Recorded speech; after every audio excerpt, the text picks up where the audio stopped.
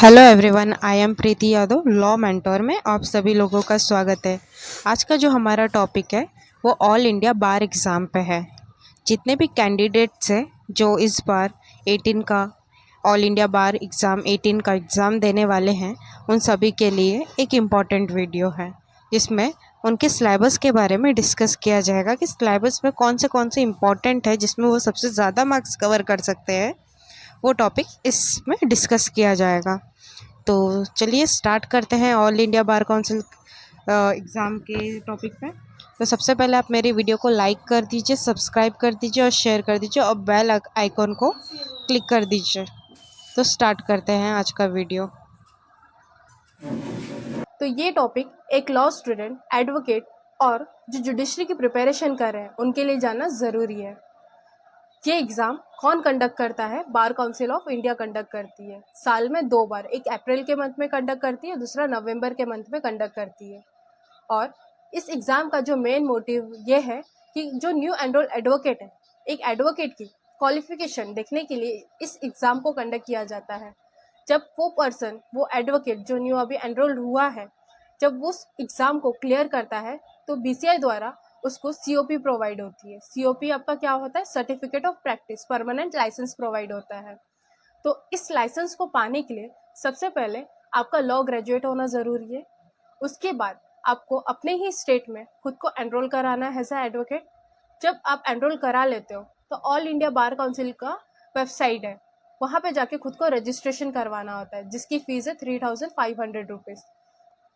Syllabus है हमारे, जैसे कि constitution, IPC, CrPC, CPC, evidence, जो मेन जिसमें मार्क्स ज़्यादा आप ऑब्टेन कर सकते हो, तो फिलहाल आप उस पर फोकस करिए। जैसे कि यहाँ पर मैंने अलग से निकाल के रखा है।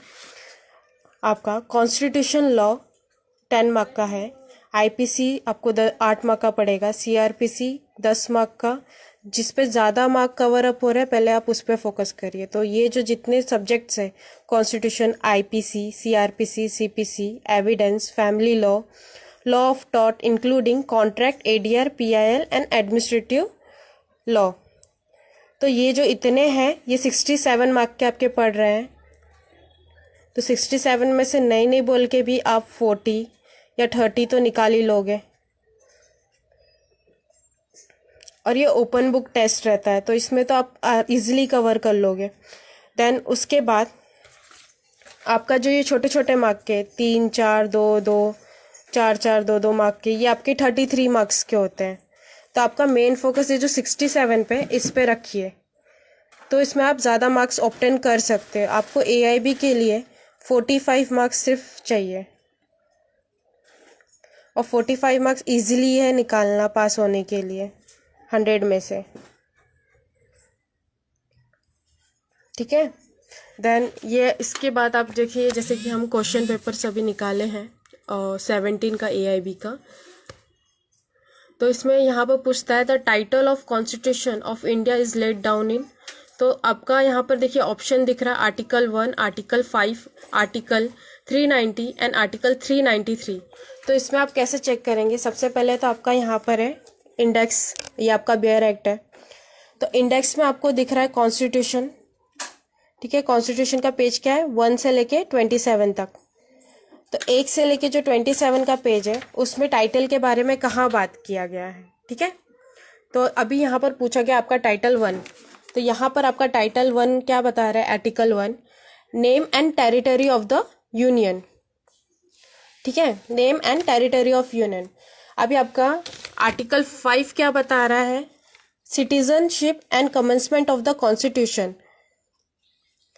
देन उसके बाद आपका आर्टिकल 390। तो अभी हम 390 पेज पे जाएंगे, 390 आर्टिकल्स पे जाएंगे।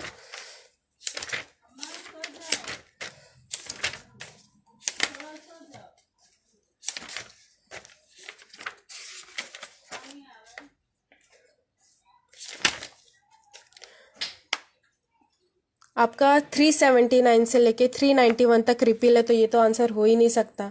और पहले के जो थे वो भी आंसर नहीं हो सकते। तो आर्टिकल 393 शॉर्ट टाइटल बताता है। तो यहाँ पर आपका आंसर होगा the title of the constitution is of constitution of India is laid down in article 393। तो यहाँ पर आपका ये एक राइट आंसर हो गया। फिर सेकंड है आपका कॉन्स्टिट्यूशन प्रोविजन ऑफ फंडामेंटल यानी FR fundamental rights are given under the part of the constitution of India. अभी इसमें पूछा गया है, ऑप्शन दिया है part 1, part 2, part 3 and part 4।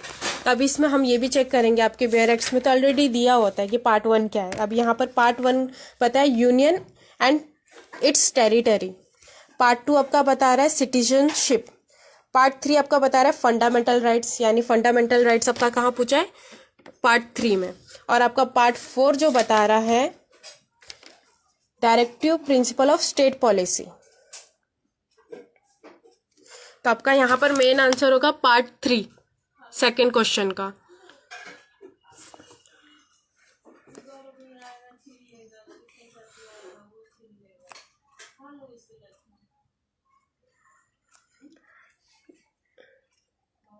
और जहां पर ऐसे वाले टाइप के क्वेश्चन है जैसे by which of the following amendment act of the 1985 anti defection law was added in constitution of India, ऐसे टाइप के जो क्वेश्चन है वो आपको शॉर्ट टाइटल में जल्दी नहीं मिलेंगे। तो इस टाइप के जो क्वेश्चन है जैसे जिसमें एक्ट्स किसी सेक्शन को ऑप्शन में नहीं दिया गया है, तो इस टाइप के क्वेश्चन को आपको पढ़ना पड़ेगा। जैसे by which of the following amendment act of 1985 anti defection law was added in the Constitution of India 52 Constitution of Amendment में ये इनैक्ट हुआ था।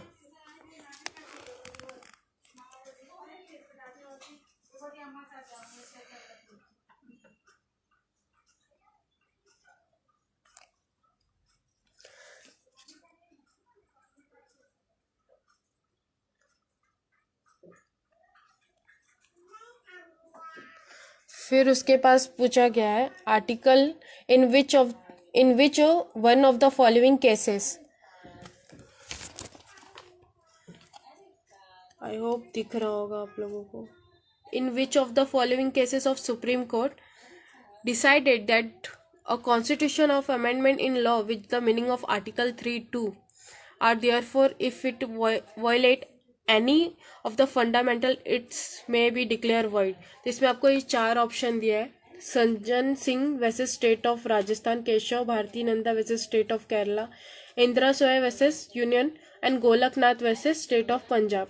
तो ये सारे जैसे क्वेश्चंस होते हैं उसको आपको याद कर लेना पड़ेगा। बाकी जितने भी आपके क्वेश्चंस है जैसे यूनिफॉर्म सिविल कोड, ये मेन जैसे 1 सेंटेंस टाइप जैसे क्वेश्चन होते हैं ये याद करना पड़ेगा आपको। बाकी हैज़ पर आर्टिकल 16 क्या बोलता है, आर्टिकल 143 क्या बोल रहा है, और ऐसे सारे जितने भी हैं वो सब आपको या ये बेयर एक्ट्स में मिल जाएंगे, तो इसमें आप इजीली कवर कर सकते हो। बाकी one word objective type question आपको रिवाइज करना पड़ेगा। तो आज का हमारा टॉपिक इतना ही है, नेक्स्ट सेशन में आगे का टॉपिक कवर करेंगे। मेन आप सिर्फ इतना फोकस करिए कि जो आपका सिलेबस है कॉन्स्टिट्यूशन, IPC, CRPC, CPC, ये आपका जितने भी है, ये जो 1 से लेके 10 तक है, 8 तक है, ये आपका 67 मार्क कवर कर रहा है। आप चाहे तो उसका स्क्रीनशॉट भी ले सकते हो, अदरवाइज आप सिलेबस में भी देख सकते हो।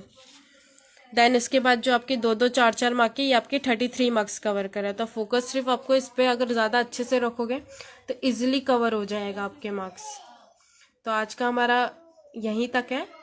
नेक्स्ट वीडियो में आपको आगे का भी कैसे आंसर्स ढूंढने जाते हैं और कौन से वन वर्ड ऑब्जेक्टिव्स हैं वो भी मैं आपको बता दूंगी।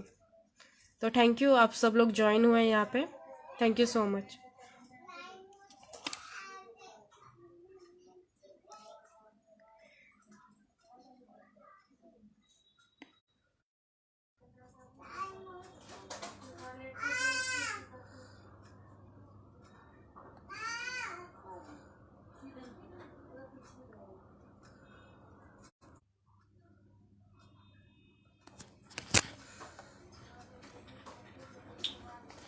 अगर आपको मेरा वीडियो अच्छा लगता है तो मेरे वीडियोस को लाइक करिए, शेयर करिए और कमेंट ज़रूर करिए, और मेरे चैनल को सब्सक्राइब करिए और इंस्टाग्राम पर मुझे फॉलो ज़रूर करिए।